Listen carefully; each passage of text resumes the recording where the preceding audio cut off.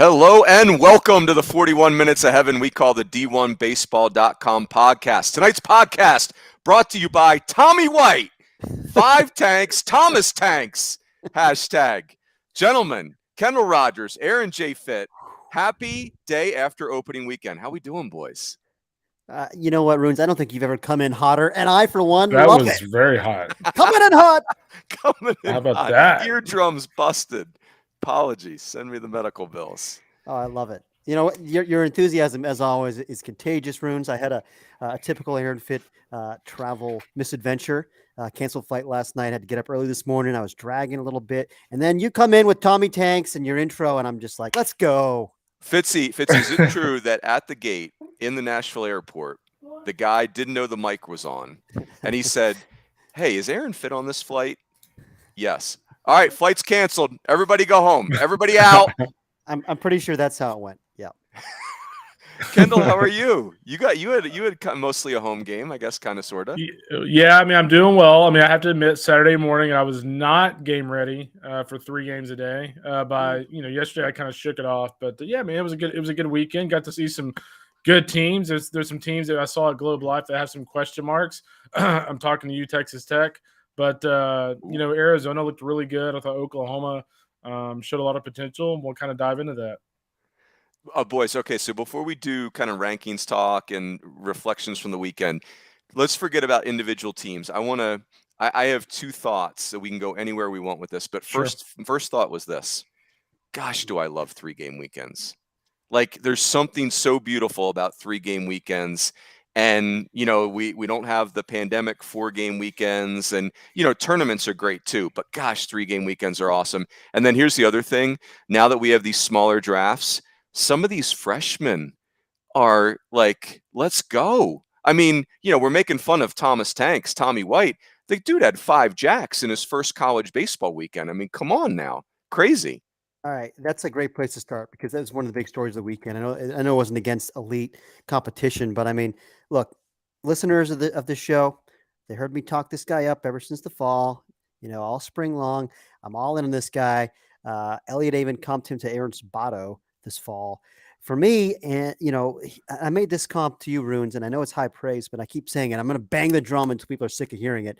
I got a right-handed Brett Wallace in this guy. And the reason is because, unlike Sabato, he's a decent enough athlete. You can put him at first base or third base, and I think he'll be able to hold his own. But the thing about him that reminds me of Wallace is, in addition to kind of that defensive flexibility and just the body type, is he's got real feel for the zone. Like the way Brett Wallace controlled the zone at Arizona State was special.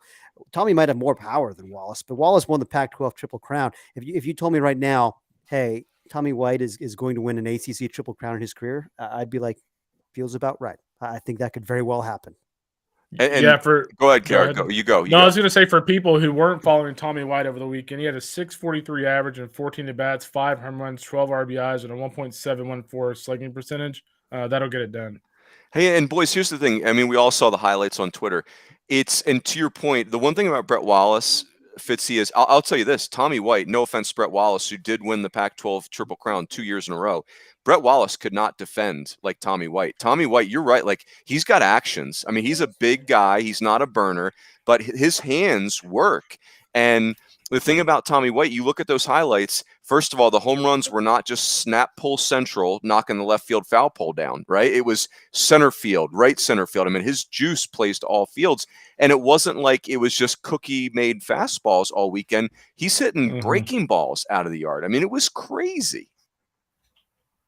Yeah, it's like I said, it's a guy that has feel. He's got huge power. Like, you watch him in BP, and it's a show, but he also has feel to hit. So, one of those guys. In a way, it reminded me a little bit of my man Griffin Dorshing, Oklahoma State. The dropping the hammer of Thor on Vanderbilt this weekend. But I mean, that's a 5th-year guy, right? Like, Josh Holliday kept making the point, like, hey, people are questioning, how is this guy going to make the adjustment to this level of competition from Northern Kentucky. And by the way, he did just fine. He was really, the last 2 days of the series, he was a wrecking ball. But the thing that about him is he's big and strong, and he's a giant human. He's very, very powerful, but he also has an approach, and Tommy has that as a freshman. Yeah, it's incredible. Hey, KR, where you were in Texas, if I made you pick one player that jumped off the page, could you do it? Who was one player that really stood out at that tournament? I would say if you look at Arizona, I mean, I think, Noah Turley in the first game, you saw them in the fall from Yavapai, but in the first game, I just thought he showed really easy power. I think, really, you can kind of go up and down their lineup of guys that are impressive. They didn't have Tony Bullard, and they still raked like crazy. I think the one guy for me, though, wouldn't be an Arizona guy, would be Clark Elliott at Michigan. I think I rode the Clark bus probably a little too much over the weekend, but, he just looked really, really good. I mean, number one, like, I just kind of love the way he bounces around. He's kind of like a jitterbug type of player, but he's really tooled up. I mean, he has excellent speed. There was a play in the second game of the tournament to where the left fielder like slightly lollygagged to the ball, and Clark's eyes the entire time from the time he ran out of the box was on that left fielder. When he kind of saw an opportunity, he took second. They ended up calling it an error, but just plays like that, he showed power. He had a couple of home runs. He had several hits in that tournament. So I really liked him. I know we had him 51st in our prospect rankings, but honestly, we'll see what he does moving forward, but he certainly looked like a better prospect than 51 overall. He looked very good. KR, can you give me one or two standouts from Buckos this weekend, your fantasy club? I forget your actual nickname besides Bucky's, but I like Bucky's Buckos, actually. Happy days there. I had Ivan Melendez, right? Didn't I take the Hispanic Titanic? Oh, boy, he had a dismount. How about that? That was one of the best home run dismounts I've seen. That second home run's still going. Yeah, that was impressive. Well, I talked to a couple people that were at that series, and they said, obviously, Texas looked really good. I mean, there's no doubt. You look at Pete Hansen, Tristan Stevens, both went 5-6 innings plus, didn't give up a run. But the other thing that's interesting about this series is, people were saying that Rice just did not look very good. So even though they showed a few strides in the fall, sounds like Jose Cruz Jr. has a long way to go with that team, which is, that's kind of what we expected, right? We had them picked in the middle, kind of bottom half of the Conference USA, and right now Conference USA looks really good. Southern Miss has looked great. Louisiana Tech had a good weekend. Charlotte. I want to say they went 2-1 over the weekend, right? So, did, yeah. The teams at the top, the ODU, the teams at the top of the league are looking really good right now. Very good. Fitzy, how about any of the czars? Any of the beef jerky czars play well? We had a great weekend. My boy, my boy Tommy White. My boy Tommy White is. He's a beef jerky czar. He's a czar. Wow. He's a jerky czar. Also, I think all three of the starting pitchers, all four pitchers I drafted, I was kind of taking flyers. I guess flyers is the word, but betting on talent that hadn't yet emerged as superstars yet. Luke Fox had a solid outing for Duke. Bryce Osmond at Oklahoma State. I feel like he's really coming into his own now as a third-year guy. He was good for me on Sunday at Vandy. Cade Kuehler for Campbell, outstanding. I think it was 7 innings, maybe 1 hit, something like that. Double-digit strikeouts. Those are 3 really good starters coming to their own. And then Grayson Moore from Vanderbilt. I thought he was very good in relief on Saturday out of the bullpen. I think it was 3 innings of really good work. Former two-way guy that's now concentrating on pitching, and it's coming. It's 91, 95, from a high kind of downhill slot and spins that slider. So I really like what I saw from him. I think especially if they're going to stick with Maldonado in the rotation, I think Grayson Moore will be a key part of that bullpen, potentially along with the lefty Henry Owens, who I also thought looked very good this weekend. Speaking of our fantasy teams, by the way, Runes, I was going to ask you, what did you think of my man Brayden Taylor? Very good player. He has grown up at bats, and you guys will be pleased. He's more physical this year. He's still, he's not a monster, but man, he's a baseball player. And, the left-handed at bats, he's really good. TCU had an interesting weekend. Cal beat them in a really close game. I think they're both postseason teams, but Brayden Taylor is really, really good. I mean, just, man, he sees the ball really well. You can tell the at-bats are just so on point. It was awesome. By the way, Tanner Crosby, I see you. What do we think about LSU's offense? Spoiler alert, it's good. When you have Gavin Dugas, I saw a box score, and I need to relook at it. I think Gavin Dugas was hitting 8th. The guy had 19 home runs last year. So, LSU is going to score points this year. There's no doubt about it. So, they hit at a level that it doesn't really matter who you played. That's just really impressive. But honestly, the biggest storyline for LSU over the weekend wasn't their offense. to me, it was Blake money on Friday. We talked about it last week, but he threw really, really well. And Really it sounds good. like the stuff was electric, like 92, 96, wipeout slider. And oh, by the way, he wore a cowboy hat post game, so I'm automatically a fan. Yeah, that's like, and by the way, if you're an LSU fan, don't plan on leaving games early because they will score a lot late. They'll give up some points late too. That's on the table for LSU. They're going to have some fun games. Boys, what do you think? Should we start to meander through the rankings and talk about what happened? Let me. Good plan. Yeah, good plan. Call the ball, Maverick. Call the ball. All right. So Texas, Ivan Melendez had a great dismount, so they stay at number 1, 3-0. Okay, boys. Arkansas 2-1. They stay at number 2. They did not score many runs this weekend. Any concerns, gentlemen? No. Ask me after this weekend. I'll see them Yeah. at Round Rock, but I want to say, and I have to go back and look, but I want to say that Arkansas didn't exactly knock the cover off the ball opening weekend last year. I kind of feel like that's the way they operate early on. Yeah, and remember they got bombed by Alabama their first SEC game last year, and then next thing you know, they're on a run. I'll say this though, Fitzy, your boy Hagen Smith, right? That's right. Yeah, like he was dominant, and that they did not have that last year, right? Like they literally did not have a starter last year. So if Hagen Smith is a real weekend rotation piece, then Wicklander had a good year. They had one starter. Yeah, like a Saturday Sunday guy year, not Right. like a and I'm getting ahead of myself with Hagen Smith there. Like you're right, that's fair. That Wicklander, I don't know, Wicklander kind of was. You're right. That's a very gutsy performance by him last year. I was kind of late to the party on that. But, yeah, he wound up at the end of the year. His numbers were pretty good, but even so, it wasn't like a consistent start to finish across the course of the season. There were fits and starts there a little bit, but I think Hagen Smith will be a start to finish star.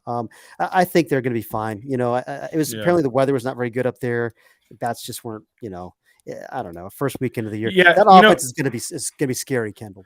Yeah, so the series I was thinking about, guys, it wasn't opening weekend at Globe Life. Is that next weekend? If you remember last year against SEMO, they were down like 6-2, I want to say, in like the 8th or 9th inning against SEMO. If you remember that Friday game, they got like that walk-off. And I think that they had to kind of scratch and claw their way in that second game. So they have a tendency early in the season to play like that. But I think they're going to play well this weekend. They're going to play Stanford. They're going to play and teams like that. So I think they'll be fine. Okay, so Ole Miss rolled their offense very, very good. Very, very good. Another one of those offenses, you look at Ole Miss, the bottom of their order, and you're like, gosh dang, that guy's sitting 7th, 8th, 9th in that lineup. Holy heck. Speaking of Delco boat racers, though, Timothy Elko, I think 2 home runs on the weekend. 2 knees, 2 home runs. Let's go. Fitzy, I want to turn it over to you. Oklahoma State, that you could say that was the highlight series of the weekend. They lose the first game and then win the series on the road in Nashville. I think that's going to be, if Oklahoma State ends up a top 8 national seed, we're probably going to be talking about this weekend down the road. Yeah, talk about a resume booster because, Vanderbilt is going to be really good. It's going to take maybe a little bit of time for the roles on the mound to solidify. But they've got so many pieces. It's just a matter of figuring out where they fit best. Right now they've got Thomas Schultz at the back end. It worked on Friday. He got the save, but I don't know if I think that's going to be the long-term answer at the back end. Like I said, I kind of think Hunter Owen had a back end look to him, although I could also see him starting. It's a pretty good mix there. Big physical lefty, really good cutter runes, and he can spin a breaking ball too. But yeah, they've got pieces. And so it's just, the thing that I guess separates those two teams right now is Oklahoma State just has more established older pitching that has talent, notably Justin Campbell, but also you've got Trevor Martin in the bullpen that pitched a lot of meaningful innings for them last year, even though it wasn't at the very back of the staff. It was like high leverage middle relief sorts of appearances, and he showed a lot of poise, finishing both those 2 victories for them.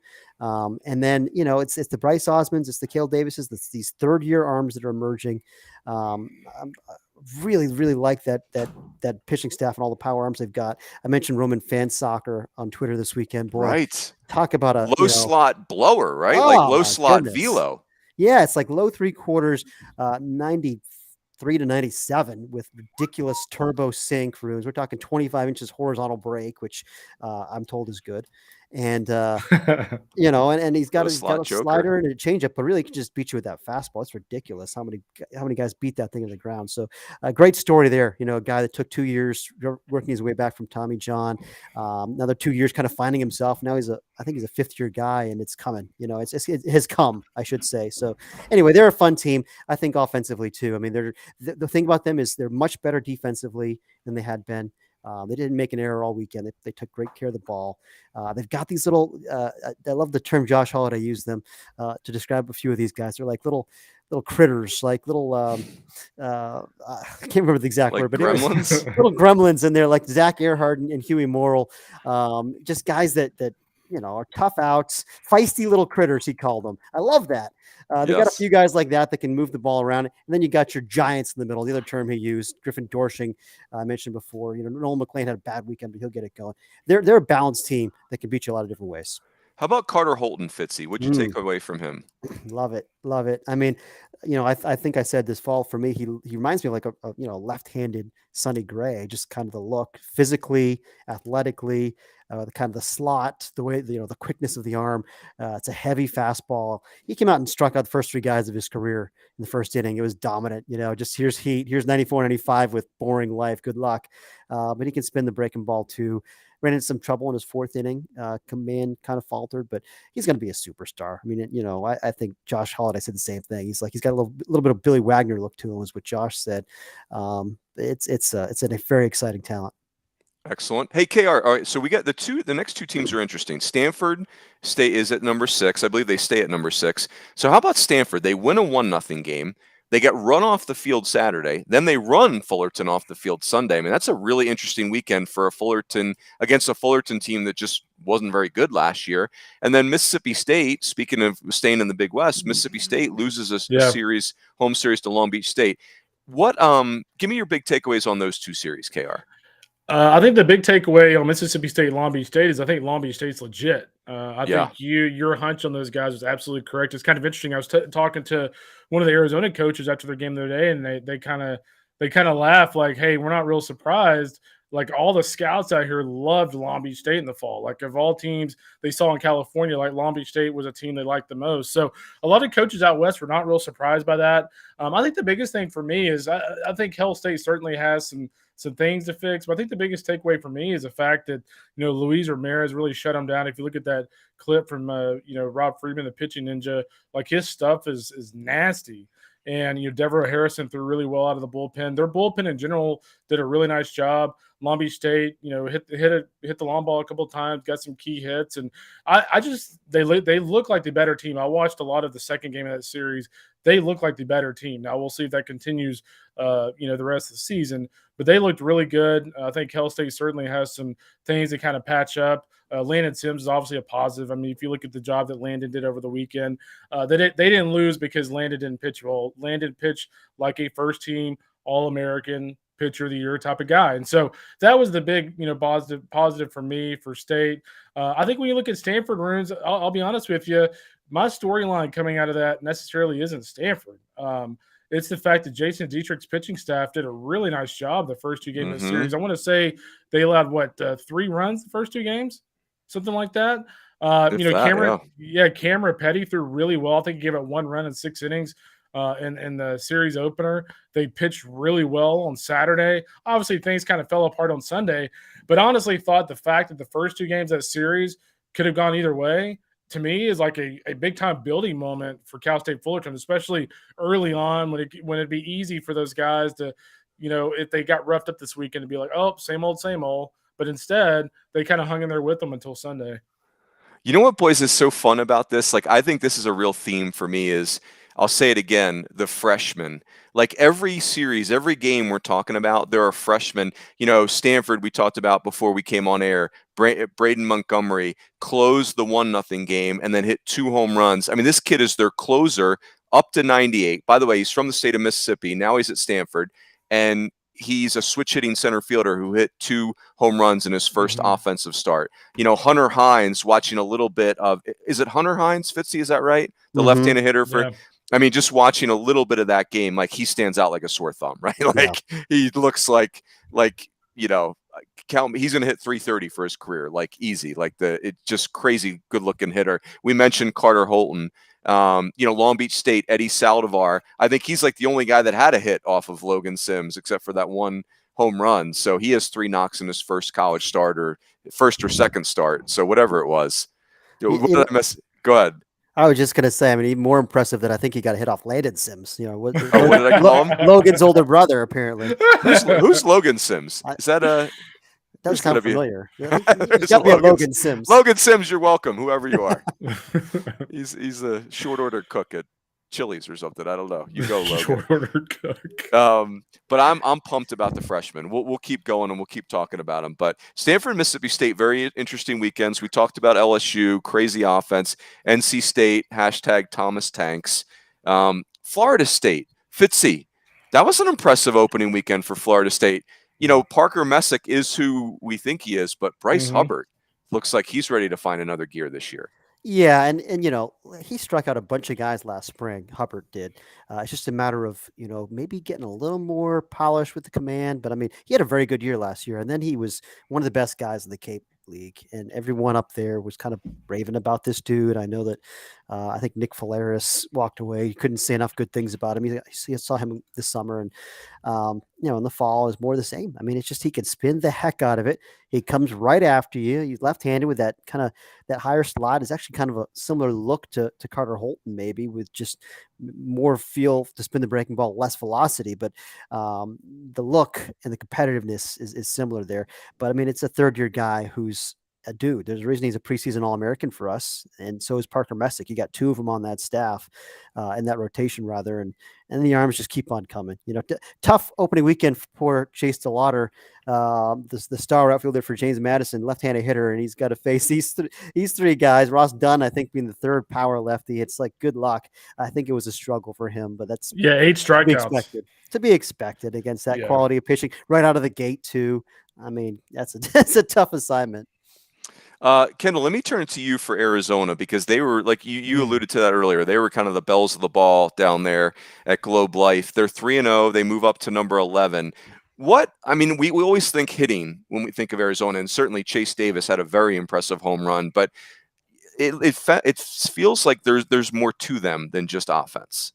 No, there is. I mean, the biggest concern I have with Arizona is just kind of that middle of the bullpen. I felt like early in that tournament, if you could get in the middle of their bullpen, they can be had. But if they can just find a way to get to Holden Christian, they're okay. And so, I think TJ Nichols, I thought his stuff was pretty crisp. I mean, there were a couple of instances where he had a little bit of a command problem, but he was able to kind of rein things back in a little bit, have some nasty pitches, get out of that jam, and, unscathed. And so I thought that told me a lot about TJ Nichols. He looked outstanding.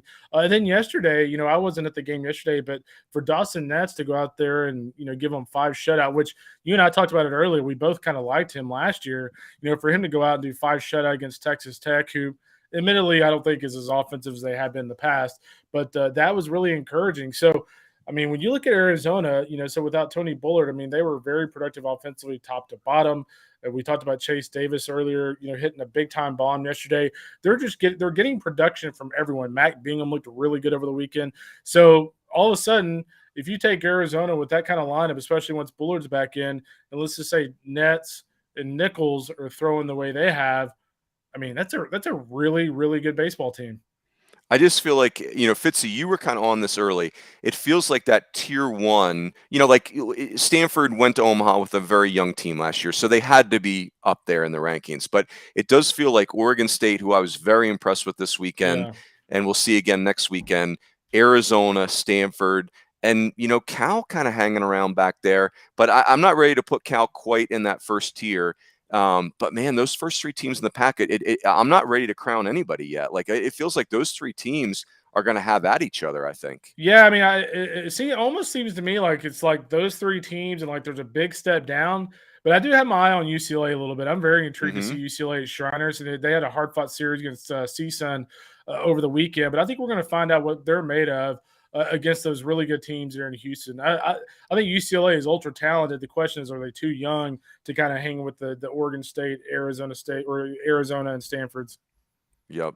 So we talked about Long Beach State. They moved from 24 to 12. I mean, I'll just say this, guys, like we're all drinking the Eric Valenzuela Kool-Aid, but I just really love their whole get up down in Starkville. Like, no fear, no backing down, like just like let's throw punches and let's go. It was just awesome. Yeah, it's really interesting, Runes. I'll just say it. I was talking to EV over the summer, and he goes, "Hey, man, I got some scoop for you. We're opening the season next year in Starkville."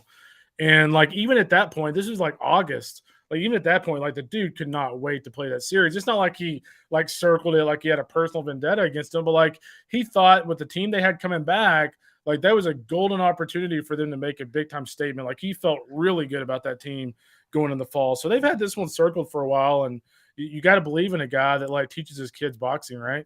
I think his like 8-year-old like boxes. Yeah, I'm just telling you, playing Long Beach is not going to be comfortable. They're just Not not at there all. to make friends. They're just No. not. It's No. you may or may not shake hands after the series. He's got his little East LA in him, just like my man That's Luis right. Ramirez. Oh, love it. What a stud that guy is, by the way. Luis Yes. Ramirez. Oh man. Hey, and like you face Luis Ramirez with that sinker and that big kind of slurvy slider, and Connor Burns is an elite defender back there. You get an umpire that's expanding the strike zone a little bit. Good luck with that, right? Like, because Ramirez is one of those guys. He can pitch to the scouting report. Burns frames it up beautifully. I mean, yeah, they're okay. Long Beach State, do they have like a first round pick? They do not, but they play incredible winning baseball. I mean, they're going to be a handful. Fitzy, any thoughts on Notre Dame's weekend? 2-1, kind of did their thing. Yeah, I mean, status quo, I guess. They did lose a game to Delaware, which not a great loss, but whatever. It's the first weekend and it's one game. And it's one of those things people ask, "Oh, should we be worried they lost the game to Delaware?" No. I mean, it's baseball, guys, but they went out and they scored some runs the first 2 games. They pitched. I mean, they'll be fine. Really, for me, I just can't wait to see those guys play NC State in a few weeks. That's how they open ACC play on the road. I mean, right now, I will say this: the ACC had a great first weekend. Yeah, they did. Everybody except for maybe Pitt, I think, didn't have a very good weekend. I think they split 4 against Canisius, and then it was Louisville and BC. Those 2 teams had losing weekends too. But I mean, pretty much everyone else, those kind of fringe teams, those teams we kind of regarded as bubble caliber heading into the year, Clemson, North Carolina, even Wake Forest, they all went 3-0. And granted, it wasn't against the strongest competition, but by all accounts, all 3 of those teams look good doing it. And so those are teams that maybe look for. It's one thing to sweep, an overwhelmed, maybe cold weather opponent the first weekend out. It's another thing to just dominate. And those are domination, especially for Clemson and North Carolina. And Indiana, is a quality program too. Yeah, no doubt. That was an impressive series win. It's kind of interesting, guys. Speaking of cold weather schools, it's kind of interesting. I was talking to Will Bolt after their loss to Sam Houston yesterday, and they lost 3 out of 4 to the Bearcats. And he actually kind of made the point that, like, at least the 2 or 3 weeks leading up to the season, he actually said he preferred being indoors as opposed to outdoors. Because he said when you're indoors, you're kind of forced into more like intimate settings. You're forced into kind of like focusing a little bit more sometimes, specifically when you're hitting. So he actually said he prefers like hitting indoors leading up to the season as opposed to being outside. I thought that was interesting. Was that comment before or after the series? That was after the series. Oh, okay. So there you go. So I like it. Yeah. Yeah, interesting. All right, let's keep going. So 14 is Oregon State. You guys heard me all weekend. Fairly smitten with them. They did not have Will Frisch. They don't think it's a long-term issue. Mitchell Verberg did pitch. He's a real key. Joey Munt will not pitch this year, it sounds like. So that things their bullpen a little bit, but it's a very deep roster. And again, speaking of the freshmen, by the way, we mentioned Vance Honeycutt of North Carolina before we came on air. That's another big-time freshman. Travis Bazzana, Australian second baseman. I put it on Twitter, left-handed hitting Alex Bregman. And what I mean by that is he doesn't play the same position, but just that very aggressive in swing mode, playing on the front of his toes, like he's just coming at you. He had a huge push bunt up the first base line. He hit 4 balls hard in the first game of the doubleheader. He's just a really advanced freshman.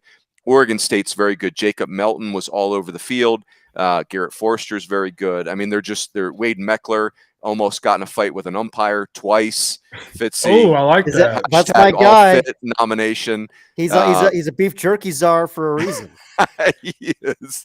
Listen, He has a lot of beef with a lot of people. I think right. if he almost got in a fight with the ump, I think I may need to steal this guy from Aaron. No, get out of here. He's a Does feisty. he wear a cowboy hat too? He's a feisty little critter, which means he's one of my guys. But he's fun. He's a lot of fun. The thing that people forget, maybe, or at least I guess I forget sometimes, is I thought Oregon State looked dangerous at the end of the year last year in that regional. I've talked about that before. Yeah. The thing you forget is they didn't have Melton, right? Like, only played 25 games. He tore it up while he was healthy last year, and they didn't have him down the stretch. And so you put him back in there, and you add a Bazana, who sounds like a stud. Right away, you're improving your lineup right there. Yeah. Yep. No doubt. They're dangerous. They're like Oregon State. That's an Omaha roster. So now we'll see how it plays out. But there's, the two holes we were worried about was shortstop. Andy Armstrong's gone. Kyle Jornetti was a highlight reel all weekend. He was outstanding. And that now they can platoon Gretler and Ducard at third base. And then Gavin Logan, is a fourth-year player at catcher. He's not as good as Troy Clonch defensively, but he's a left-handed bat. And he's adequate. So yeah, Oregon State, very interesting. Gentlemen, we're going to go SEC here. Florida loses a home series to Liberty. Is that more? Let me ask this question. Is that more about Liberty or is that more about Florida? Yes. Both. Yeah, both. That's a fair answer. Fitt was all on the Liberty train before. Yeah, look, I mean, Sully said it, even I think heading into the year, like they've got some youth on the mound. Florida does. They're going to have some learning to do as they go. I mean, you've got Hunter Barco, who's probably, I don't know, the most established like Friday ace in the league. But after that, you've got young guys and guys that need to figure it out. And I think it could take some time there. But he even said, I mean, we're going to be better at the end of the year than we are at the beginning, and that's fine. Yep. This program is all about June. They're not about February. He's always been willing to take some losses, like in midweek games. He run a lot of different guys out there. All of that said, Liberty is legit. They've been in 2 straight regional finals now. I think they were a regional final in 2019 and 21. It's a program that's just right there, knocking on the door to get to that next level.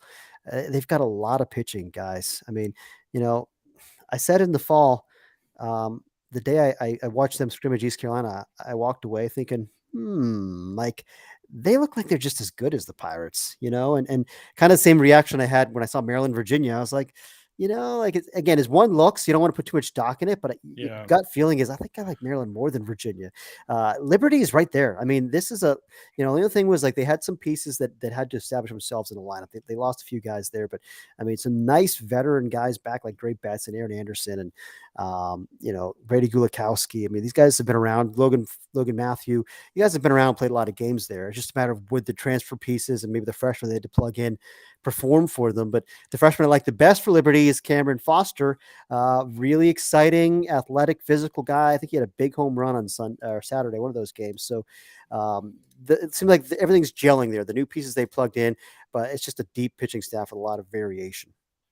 It almost seems like Liberty is kind of turning into like Dallas Baptist Light. Like they're starting to get to a point where like they're solid or good every single year. Yep. I like that. Hey, we'll do some of these questions are really good on the side here. We'll do those at the end after we rip through here. You guys, Georgia, TCU, I thought were kind of held serve, like they kind of are who we thought they were. I think they're both very good teams. They're both postseason teams for sure as we sit here. I thought Tennessee's weekend was pretty dang loud, guys. And Kendall, I'm going to tip my hat to you. I probably have been a little light on Tennessee. I just think they lost some really good players. But man, it was very shocking to me that they ran Georgia Southern off the field 3 times. I didn't see that coming. Yeah, I mean, Georgia Southern's a solid club. I did the Sun Belt preview, and they look really good on paper. Obviously, what's on paper is not always what happens on the field, but that's a solid club that they had that Rodney Hennon has over there. And I think when you look at Tennessee, it all kind of started with the freshmen, right? We talked about it in our preseason podcast about Chase Burns, and especially the Tidwell injury. Him kind of being thrust into the action a little bit or into a bigger role sooner than you probably want to. But he goes out there and gives them, 4 or 5 shutout innings. And then when you look at, Chase Dollander on Sunday, struck out 11 in 5 innings. It sounds like he was up to 97 or 98. So if you don't have Tidwell for a month or so or 2 months, I mean, if you're going to get that kind of production from those 2 guys, like you're okay because you can turn the game over in the middle innings like they kind of did in one of the games to Camden Sewell. He can give you 2 or 3. Kirby Cannell can give you a couple. Bregman Walsh can give you a couple. So they may have to have an unorthodox approach pitching wise, but it can be done. And I think they're going to continue to hit. I mean, you look at what they did offensively. They scored 33 runs in 3 games, outscored GSU 33-3 in those 3 games.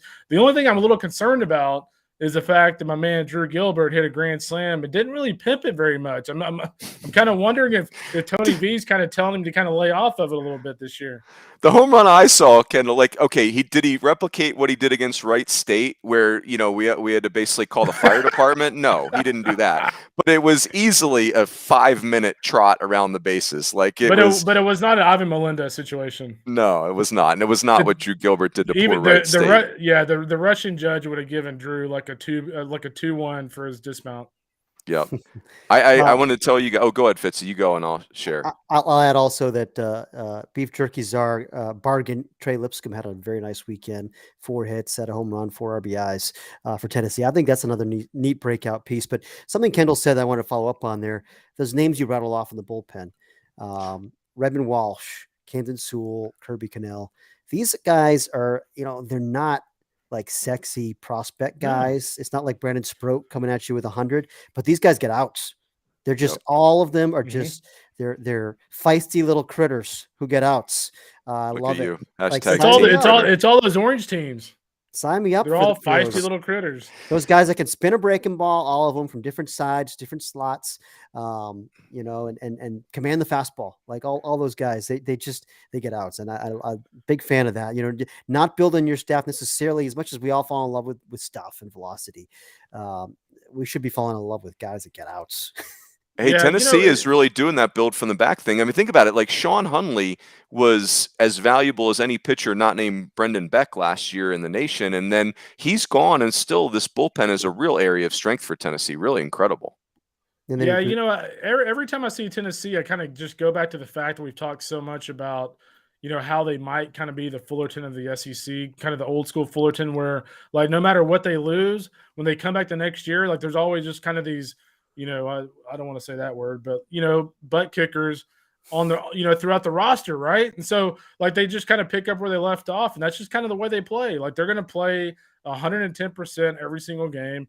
And even in a year like this year where they're replacing some guys, they still look really good so far. We'll see if it continues. Boys, one final note on the Tennessee Vols. Chase Burns, true freshman, member of the Delco Boat Racers. Frank Anderson may or may not have called me Friday morning and said, "Hey, you good with me sending your guy out on Friday night?" And I'm like, "Come on, Frank, the guy's a boat racer. I mean, come on, he's got the charisma and toughness to handle Friday night." That may or may not have happened. May have just happened in my mind. But either way. So he only started because you approved it. That's right. That's just a courtesy call, Kendall. Man. When you've been around, people give you the courtesy call. That's the way it works. You're kind of a big deal. Yeah, I'm kind of a big deal. Ron Burgundy of college baseball. Thank you. Thank you. Fitzy, Georgia Tech 3-0. I feel like they scored a lot of runs. I also feel like they gave up a decent number of runs, and maybe that's going to be their deal, and that's okay. How do you feel about that? Yeah, that's going to be their deal, and you're exactly right. I mean, that's the weekend that they had. They scored runs and they gave up some runs, but I mean, it's for me, it's right there in the discussion with like a LSU and Ole Miss. Maybe when it's all said and done, I think Arkansas still will be in this discussion of most explosive offensive teams in the country. I really am in on this Georgia Tech offense. I kept telling you guys to watch out for Andrew Jenkins. He's going to have a huge year. I know he's a first baseman, physically, maybe doesn't look the part of your typical prospect, but I think he's hitting his way into being a big time prospect. He hit a cool 667 this weekend, which is a pretty good start. That'll work. Drew Compton, Jake DeLeo. I mean, Kevin Parada, they just have so many. Stephen Reed's powerful. Tres Gonzalez, big breakout guy coming off a strong Cape. And of course, Chandler Simpson, we talked about a lot in the fall, just the dynamo at shortstop, speed merchant, actually played second base this weekend. But yeah, it's just a varied offense. We'll see how the pitching comes together, but this is the kind of team that's they're going to bludgeon people. They did roll a bunch of guys out there that, they got some depth on that staff. I think they're trying to figure out who they can really lean upon as a horse. But if you look at, their numbers in the weekend, they had a bunch of guys make appearances that, without giving up any runs. So, I think they can mix and match, and that's probably how they're going to build their staff this year. All right. So Kendall, let's go back to back. Kendall, I want you to give us a quick analysis on Texas Tech, and I'll frame it for you. Fitzy, I'm going to come back to you because we need to learn more about Maryland. That was a very loud weekend, sweeping Baylor on the road. Kendall, here's my question. Scale of 0 to 10. 0 is I have no interest in a panic button. I'm not even on Amazon.com looking for panic buttons.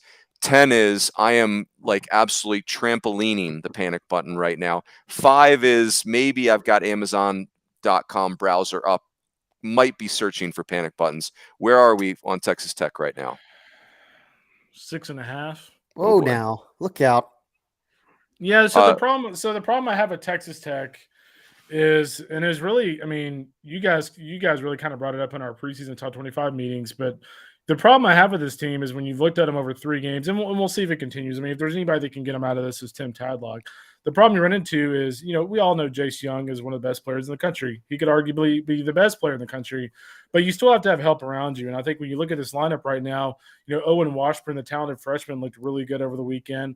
But outside of that, I mean, they had one guy, Kurt Wilson, who hit over 200 for the weekend.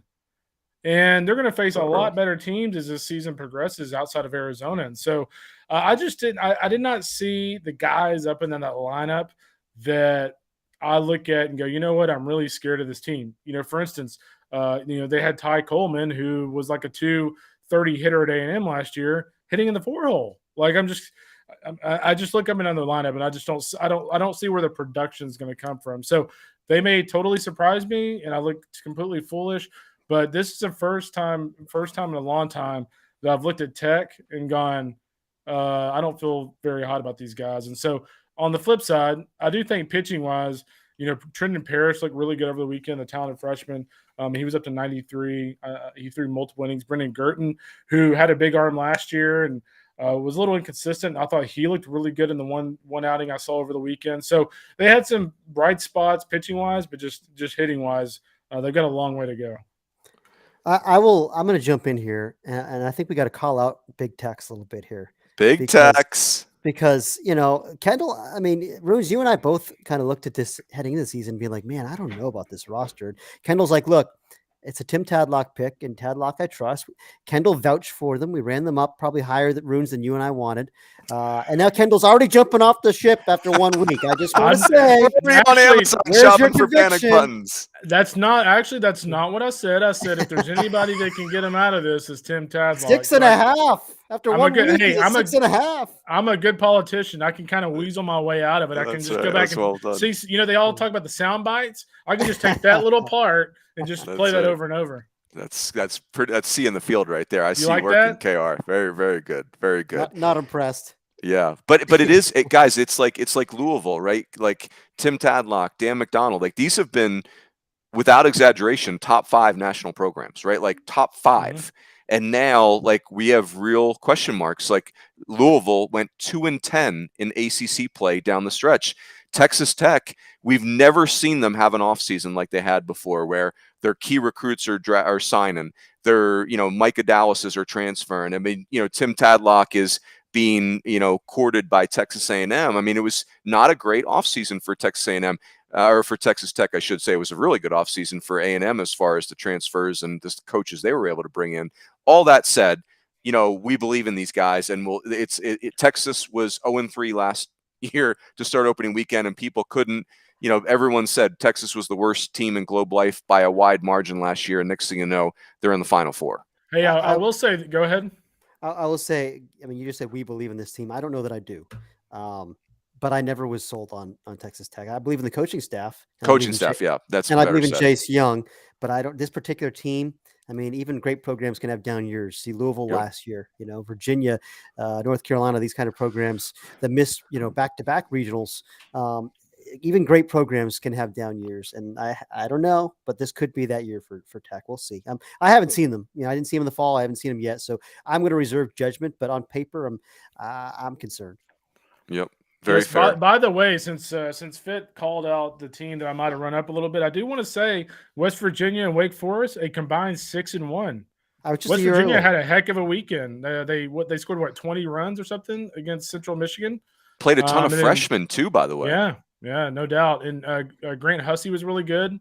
We kind of had him pretty high up our impact freshman list. He had a great weekend, and then Wake Forest went 3-0 and beat VCU. And Josh Hartle, speaking of freshmen, we talked about Honeycutt at UNC and a few others. Josh Hartle with 5 strikeouts in 5 innings and gave up 1 run. So good outing for their talented freshmen as well. And I was talking with a scout about Wake Forest, who's, apparently Teddy McGraw looks the part. I've been saying for 2 years that, this guy's got, I think, top of the draft kind of upside, if at all. It's a New York kid, kind of upstate New York, kind of raw, came in, didn't throw a lot of strikes last year, but I think it's really coming for this guy. And then Eric Adler at the back end, apparently was up to 98 with a friggin' wipeout breaking ball. Yeah. I mean, that's 2 really. I mean, they got a lot of good arms, but Hartle, I mean, is one of the best recruits in the country. Brett Lauder. Wake Forest is frisky. They just don't have depth. They got to stay healthy, and they're kind of young in the lineup. They've got a lot of questions still to answer there, but so far so good for them. You know what's really interesting, and it's one weekend, is that potential bubble race in the ACC right now. Like all those bubble teams in the ACC look pretty good. Yeah, I mean, Clemson, North Carolina, come on. I mean, that Clemson sweep of Indiana could be huge. I mean, is North Carolina's sweep of Seton Hall going to be huge? I don't know. Seton Hall feels like they're kind of like in the middle tier of the Big East, but Indiana rarely is a non-factor in the Big Ten. So I'm with you. That's a great point. And go ahead. Go ahead, Kara. Well, I was going to say, and speaking of huge, I mean, we talk about how like a series this early means a lot. You were just going to get into Maryland and Baylor. Baylor now going 0-3 against Maryland. Suddenly, you're looking at a situation where they have Duke. They have Duke at home this weekend. Baylor does, and then they go to Shriners to play UCLA, Tennessee, and LSU. I mean, I hate to say it, like they're kind of in a must-win this weekend. Because the problem is in that league, if you drop 2 non-conference series and you finish 5th in the Big 12, I don't think you're getting in. Yep, I agree. Especially homes, both the series at home. Yeah. I mean, to get swept at home by anybody, but especially a Big Ten team. I mean, you expect if you're at home, your Texas team playing a Big Ten team the first weekend, you expect to win, at least win a game. That's a big blow. It definitely starts them off in a hole. And now you got Duke coming in that's going to give them all they can handle. So you're right, Kendall. Huge weekend early. Fitzy, who is Maryland? What are they about? It's a team that has a lot of experience in the lineup with kind of name brand players, that have produced, like Maxwell Costas, who's been a All-America caliber power hitter. You've got a Matt Shaw, a guy that I absolutely love. I think he played second base or shortstop this week. I think he might have played both, but boy, I mean, just a dynamic, All-America caliber player. He's a member of the Beef Jerky Czars. Thank you. He went 7 for 13 with 2 homers and 5 RBIs this weekend, which will get it done. A really good player, Matt Shaw. But I mean, Bubba Aline, just a freaking, what do we call him? A critter? Critter. Feisty little critter. Frisky critter. Feisty little critter, but he's also got pop for he's kind of not tall, but he's just dynamic, does it all, runs, great player, a lot of fun. But they also have pitching. I mean, I think it's one of the better rotations probably in the region, and certainly in the Big Ten, maybe anywhere between Nick Dean and Ryan Ramsey and Jason Savacool. You've got 3 legit guys in that rotation. I wasn't as sold on the bullpen heading into the year. That was my question mark. Is there enough in the bullpen? But so far, so good. The guys that they were hoping would be good, Nick LaRusso, Nigel Belgrave, Sean Haney. I mean, they came out and got the job done this weekend at Baylor. So dangerous team. They're at Campbell this weekend, guys. My favorite sleeper team heading into the year, Campbell. I'm definitely going to catch at least part of that series. That should be a lot of fun. Yeah, Maryland, Nick Dean threw 7 shutout, and Noah Mrotrick out of their bullpen threw 2 shutout in that first game. He kind of set the tone in that series. So seems like they have a few weapons out of that bullpen. So wrapping this up, boys, Duke 2-1, they lose the opener to VMI, but then they're solid after that. I think Duke's one of those programs, kind of like Baylor, although Baylor has dug themselves to holes, where I feel like Duke just gets better as the season goes on. We certainly saw that last year where they were dead and buried, and next thing you know, they're in the NCAA tournament. Miami 4-0. The offense looked very good. Okay, this is a question I got. You guys probably got also. East Carolina goes 0-3, and they're still ranked. Now, I'm going to give an answer, and you guys, I want you to correct it, back it up, go wherever you want with this. So first of all, and this is no offense to Bryant, which is a great program.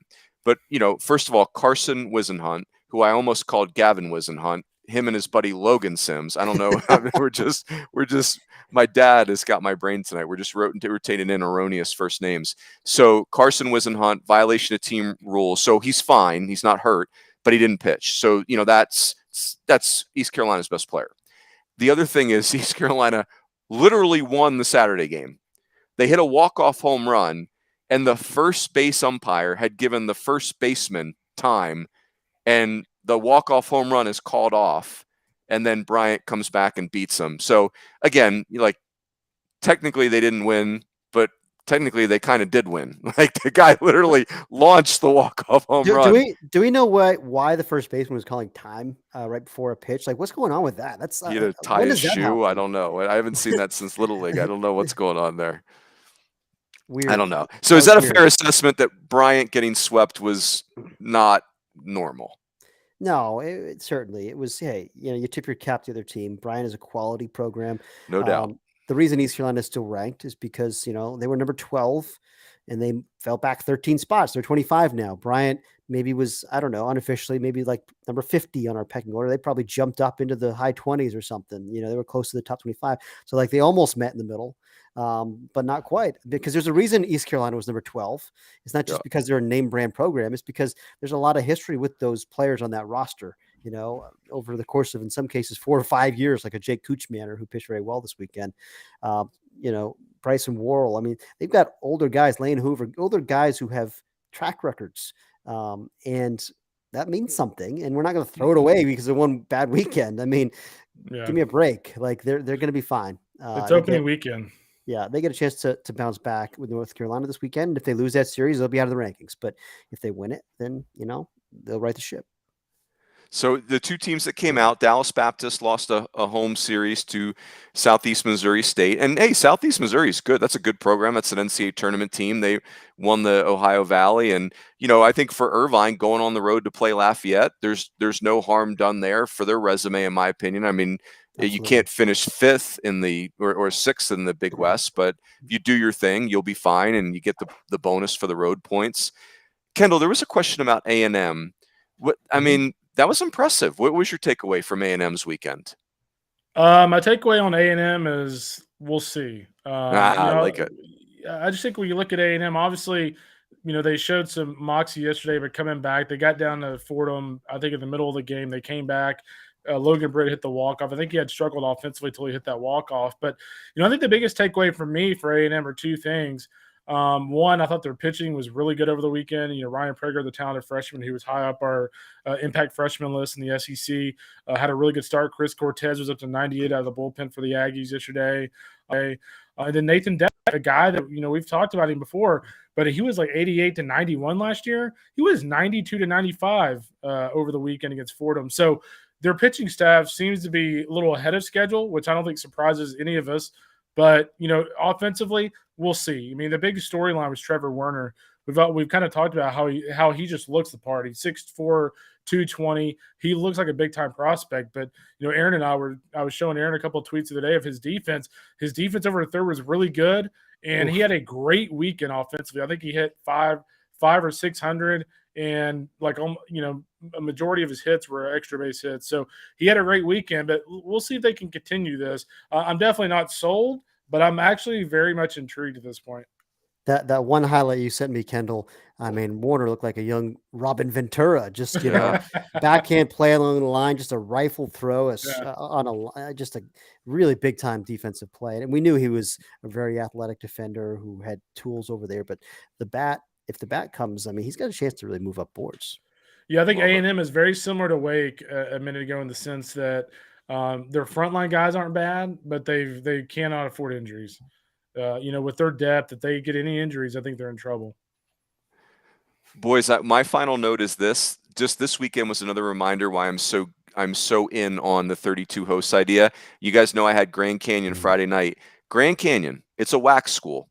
They had 5,200 fans at their season opener Friday night. It was amazing. I mean, it was gorgeous. Awesome. It was awesome.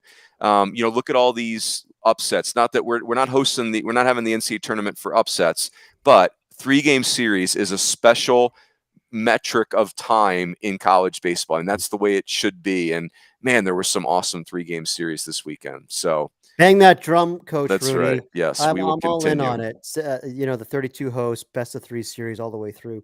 We play our whole season like that. Why do we mix it up when it matters most? It doesn't really make sense.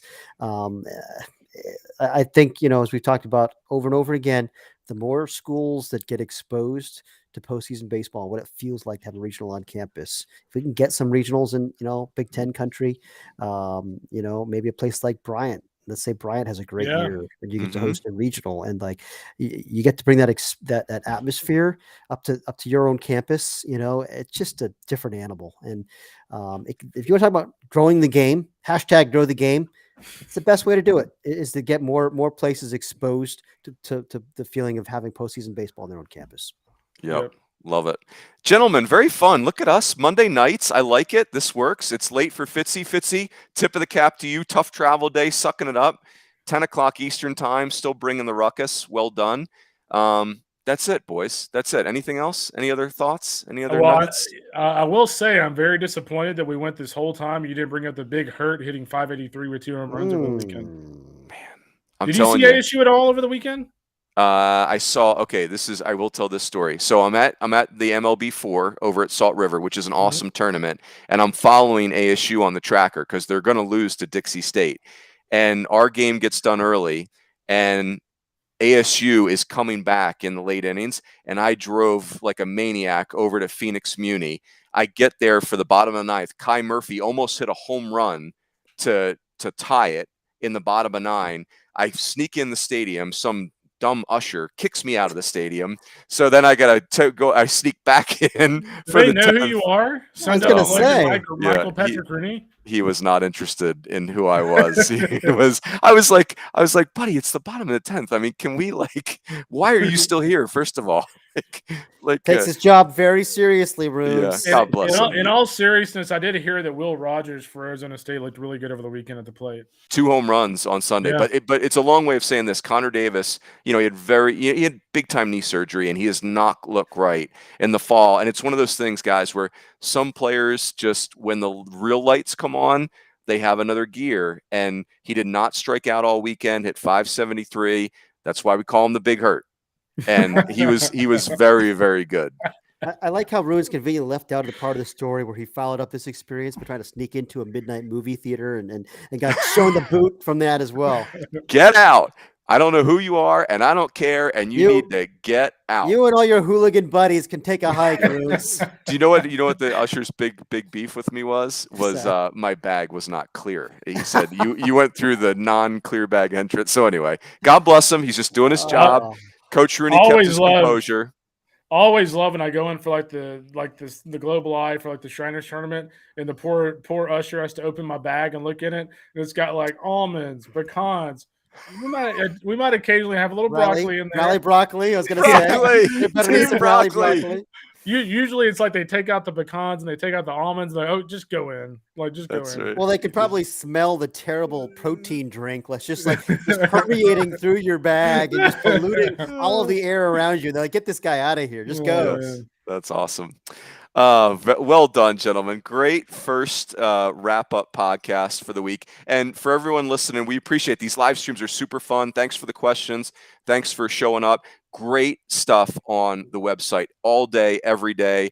The daily wrap-ups are amazing when you're just trying to consume all of what happened in college baseball.